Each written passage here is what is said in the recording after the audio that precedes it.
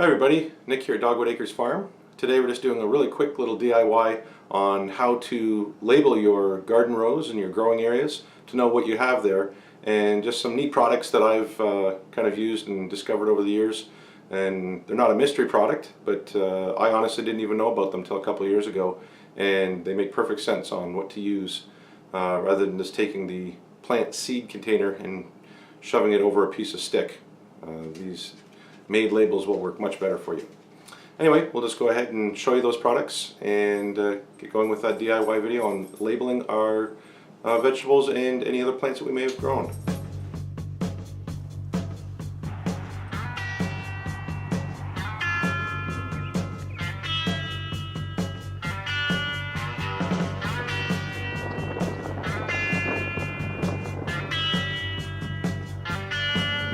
Okay, so we've got 4 different types of steaks we're going to look at today, and all varying prices. We're going to go from the cheapest up the scale to the most expensive, and there's actually a couple of surprises that even surprised me when I did some research on it.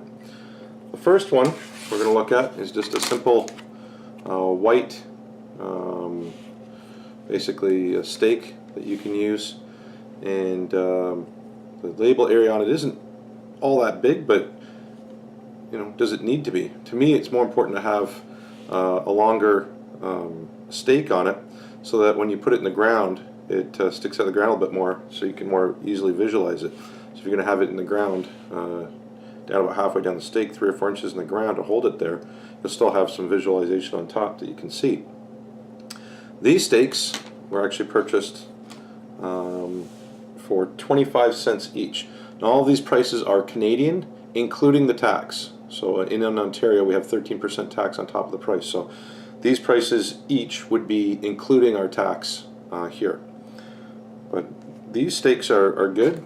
We've got a black Sharpie here, and you can just write onto it if you want to what this would be. So we're going to use a lot of these for our flowers. So I'm going to put on here foxglove. If I bring it in, so more than big enough that you could still see with or without your glasses, hopefully, and good size label, 25 cents. So that's the first one, as expected, and you can buy these in different packs. You can get them, I think the more you buy also the cheaper it'll get, but we bought these packs in packs of 10. I think you can get them as many as packs of 80 or 100, and you might even pay less than 25 cents. But I'm just going on an average price that the average person would probably pay. You may not need 80 or 100 labels.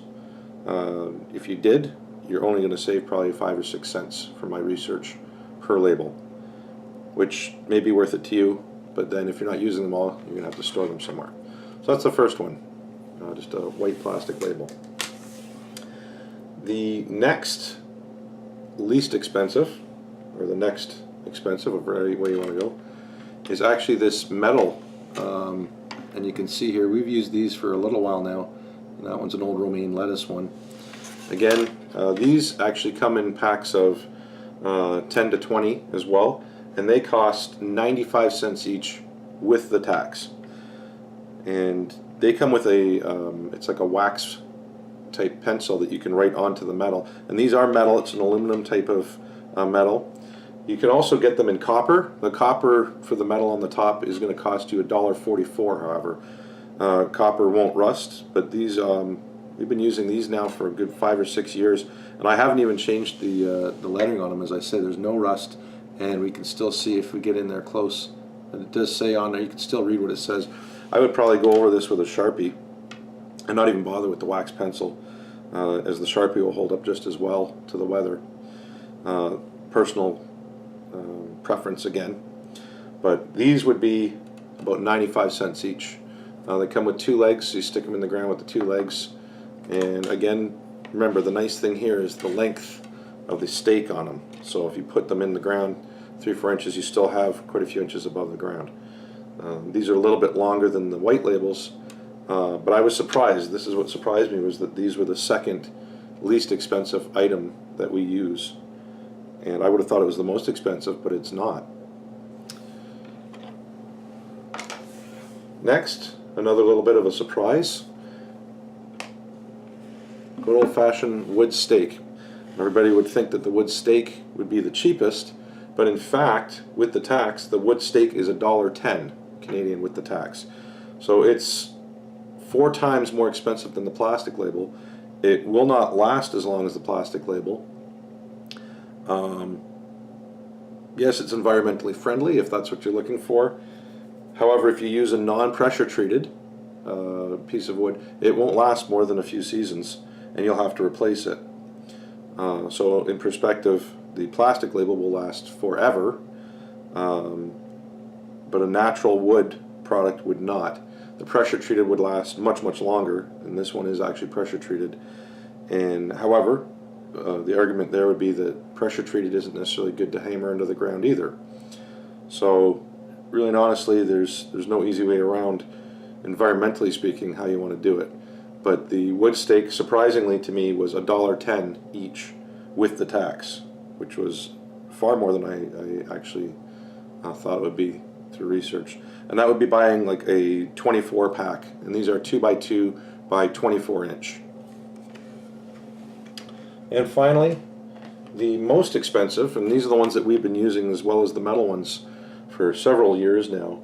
And I used to, you could see there's like a faded section. I used to just put a piece of tape across it and label that. We've got enough different labels now from actually this video that we're doing. We're going to just mark on them exactly what it is. And in this case, I'm just going to mark down Spanish onions. So again, he's right on there. It comes out nice and easy to see. These are very durable. These are $1.75 each though, which is on the higher end of the scale. They are a little bit more sturdy. The plastic is much thicker than the other ones. The label area is much larger. The actual stake is more durable. It's got quite a bit more, if you look, you could see that it's got quite a bit more girth to it than the other stake. It's a little bit longer. Again, you can stick it in the ground and still have several inches above the ground you can see. As they are going to be permanent, we have several of these. We have about 50 of these. I do like these ones for the plants, that the garden plants and the growing area plants, such as the onions, the potatoes, tomatoes, all of those things. And this is probably what our main ones that we use are. However, if you're not into spending that kind of money, you can go with the other plastic label, and you can see the size here difference, and the size of the stakes are actually about the same.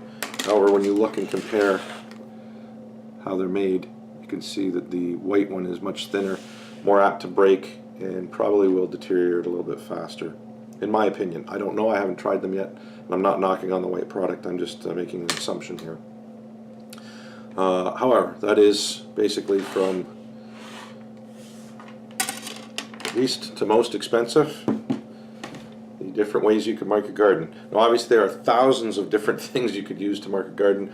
I was doing a little bit of research. People use forks, they use tongue depressors, they're using little homemade wood labels that they made themselves with a scroll saw. It's all personal preference, and if you want to be creative and do your own, that's great. But if you're going to buy some commercial ones, these are the main 4 type that you'll see out there, and that is their general price for use in the garden.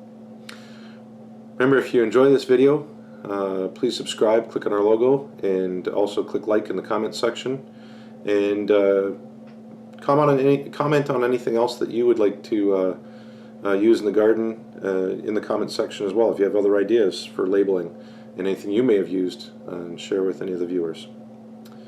Alright, well, thank you for watching, and we'll see you next time.